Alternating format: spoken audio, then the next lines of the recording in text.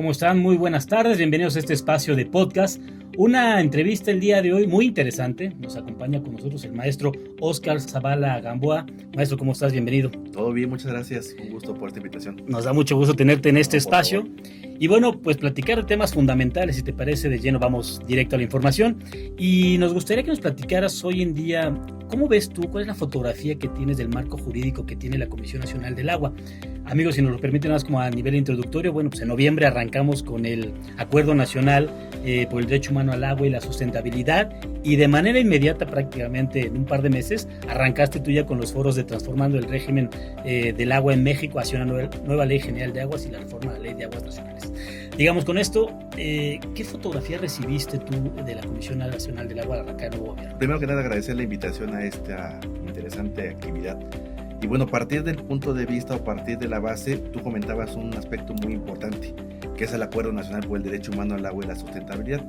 Y este acuerdo es un hito, porque si lo vemos en un amplio espectro normativo, pues prácticamente el Acuerdo Nacional vino a ser la base para nuestros procesos de reforma o nuestros procesos de modernización normativa. Y este es un punto muy relevante y quiero enfatizar, porque es un acuerdo sin ningún precedente.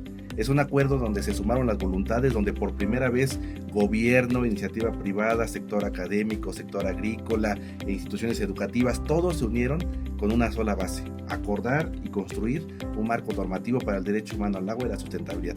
Y lo más importante, y eso es lo que debemos resaltar, es que no se quedó solamente en una carta de buenas intenciones ni de buenos motivos. Se suscribió el 25 de noviembre del 2024, pero se publicó en el Diario Oficial de la Federación el 19 de diciembre de ese mismo año. Entonces prácticamente tenemos una nueva ley con base en estos acuerdos que construyen los 10 puntos del Acuerdo Nacional por el Derecho Humano al Agua y la Sustentabilidad. Y bueno, prácticamente de ahí, ese es nuestro punto de partida que dio lugar a estos foros que tú comentas.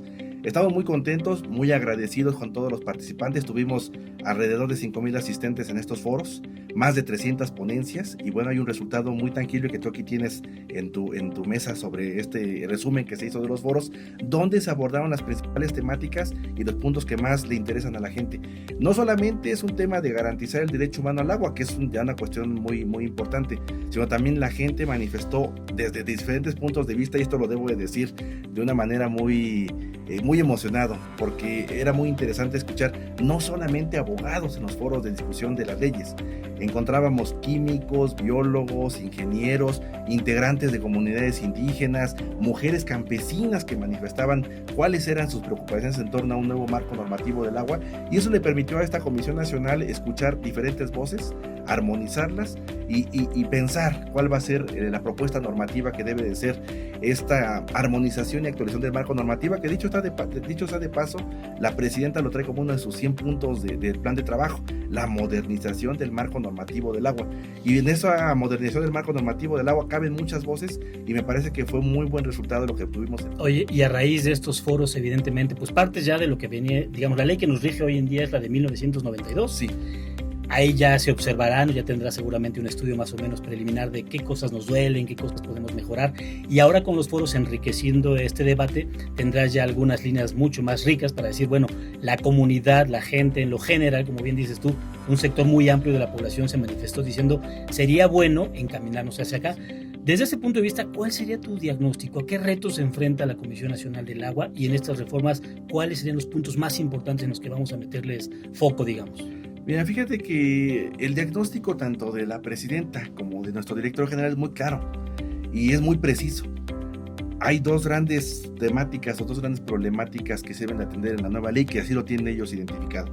Por una parte, el fortalecimiento del derecho humano al agua, que involucra muchas cosas también. Por ejemplo, la presidenta ha señalado abiertamente que debe hablarse de una planificación hídrica a largo plazo, ¿no? El Plan Nacional Hídrico, en los plazos que establece la legislación actual, pues ya no nos funciona como antes, ¿no? Uno ve países como, por ejemplo, en los Países Bajos, planes hídricos de 60 años. Entonces, al hablar de planeación a largo plazo, pues la presidenta pone especial énfasis en pensar a futuro y en preparar no solamente un mecanismo que le permita, un mecanismo normativo que permita hacer un plan nacional hídrico de sexenios, ni por 4 años, ¿no? Si tener planes hídricos a corto, mediano y largo plazo, como se necesita, y como por ejemplo algunas otras instituciones como Naciones Unidas ya tienen, ellos hablan de planes hídricos también a largo plazo, donde es un aspecto muy importante.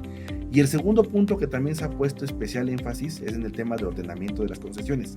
No debemos de perder de vista que, y así está diseñada la normatividad, es una normatividad, si la vemos desde el punto de vista jurídico neoliberal, es una normatividad de 1992 que permite dos cosas que no pueden seguir pasando: el acaparamiento del agua por una parte, y que no contemos con, y que haya un mercado del agua. Esas son dos cosas que no se puede considerar hablando de esquemas de justicia social. Y entonces esos dos aspectos que tiene la presidenta y que tiene también el director general nos hacen ver que prácticamente lo que se abonó en los foros sobre estos temas es que debe de haber una reforma en esos dos aspectos, en una planificación hídrica a largo plazo y en un tema de ordenamiento de las concesiones de agua.